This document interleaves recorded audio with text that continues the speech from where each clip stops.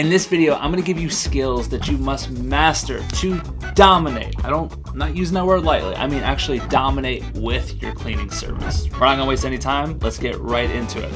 But quickly, what's up? Mike Mak here, founder of AutomatedCleaningBusiness.com. And I'm back with another video talking about the skills. Okay, maybe mastery is a little bit strong, but skills you must be at least competent or higher in. And the reason why I'm making this video is because I see a lot of people get caught up in trends and like the craziness of what's going on, and everyone's got a new concept on success. And listen, what you're gonna see here is tried and true methods. This industry is older than dirt. It's a wonderful industry. And if you could just hone in on these skills, if you put focus on these skills, the return financially is going to be insane. So without further ado, let's get into skill one. All right, skill number one is delegation. This is an art that you have to get good at. Now, if you want to separate yourself from the business, if you really want to have something automated, okay, because automation is through delegation. If you want to do that, then you have to get good, like I said, at delegation. And the way you do that is by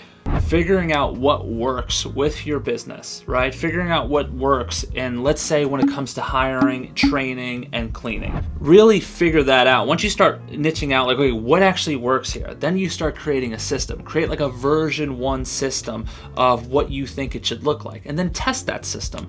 Test it by actually hiring people, seeing people go through the process. And if it's working out really good, chances are it won't, because it's version 1. Version 1 of anything doesn't really work all that well. But what you do is you tweak and you tweak and you tweak.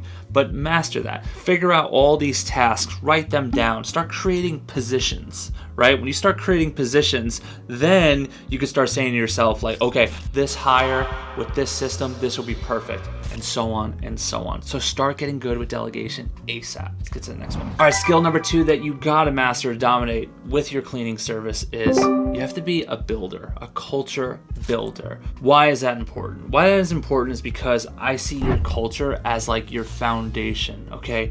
Think of it as like the spirit of your company, the soul of your company, if you will. This is one of those pillar pieces of your company that gets people to say whether or not, if they're looking at you and they're like, yeah, I want to work with this company, or they see a job posting and you're like, this is interesting, I want to interview with them. Or even if it's a cleaning position, they're like, this is really good. I haven't considered cleaning, and I think I could pick up a few hours. This is kind of cool.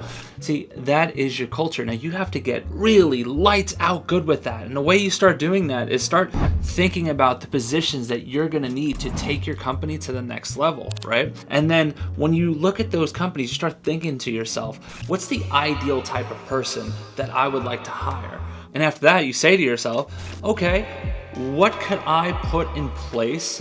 Not just money, but besides money, what could I put in place to make it to where somebody with this type of personality, or somebody with these skills, or somebody with these traits, whatever you determine, what's gonna make them say, man, I really gotta work there. I really wanna be a part of that team. Because let me tell you something, when it comes to building a big business, I hear people who have never built one talking about hard work. And it's like, yeah, of course there's hard work, but if you have a culture that's rotten or nobody wants to work for you, how are you ever going to scale your service? See, it's just, don't be like that. Don't listen to that. Build an environment that people want to be a part of, and scaling this company will be a lot simpler for it. Let's get to the next thing. All right, skill number 3 is kind of a 2-pack. It's sales and marketing, the lifeblood of your business, sales and marketing. Now, why did I put them together? Because a lot of people would disagree. They're like, no, sales and marketing are completely different.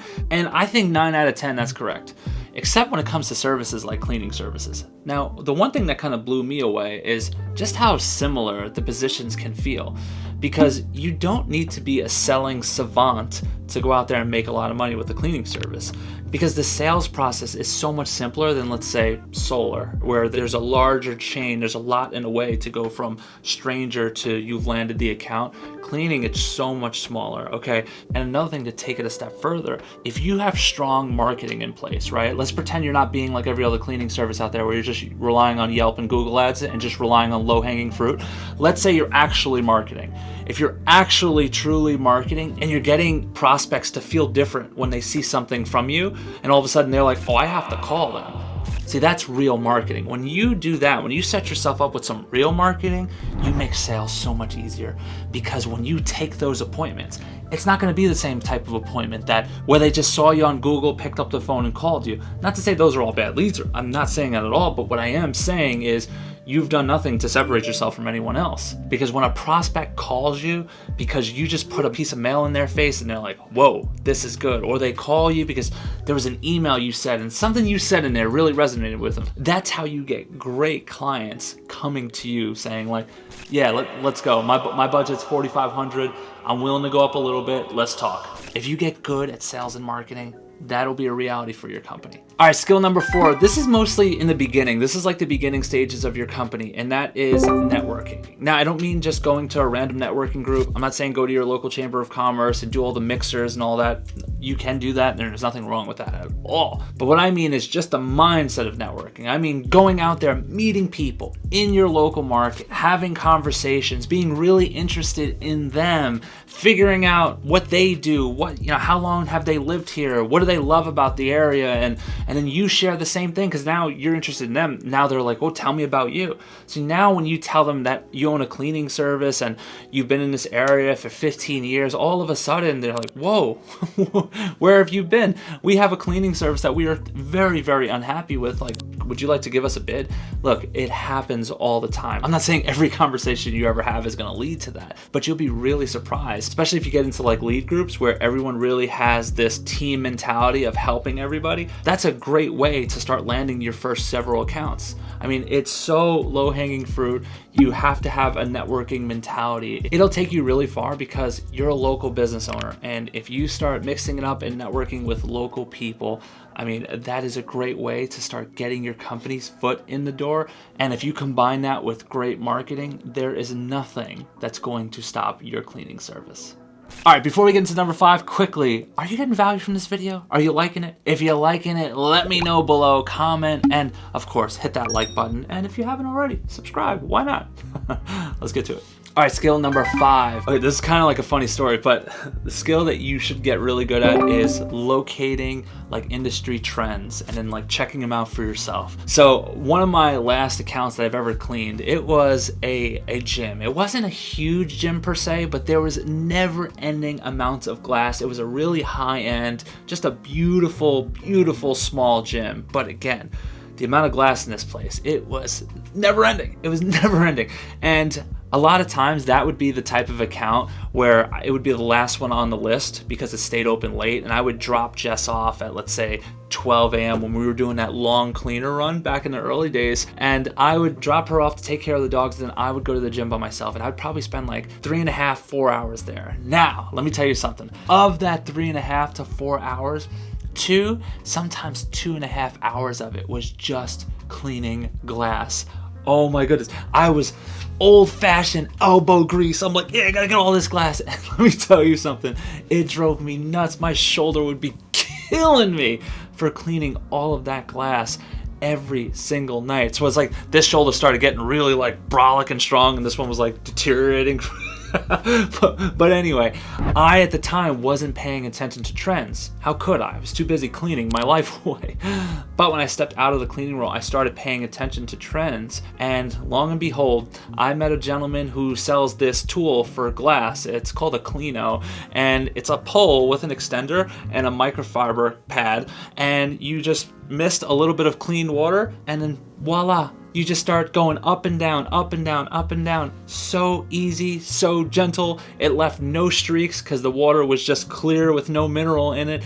And I was so blown away that I took that piece and I went to that account and I told the cleaner, hey, just do the rest of the place. I just want to do the glass just to try it out. And I took a 2.5 hour job, and no BS, took it down to a half an hour. What?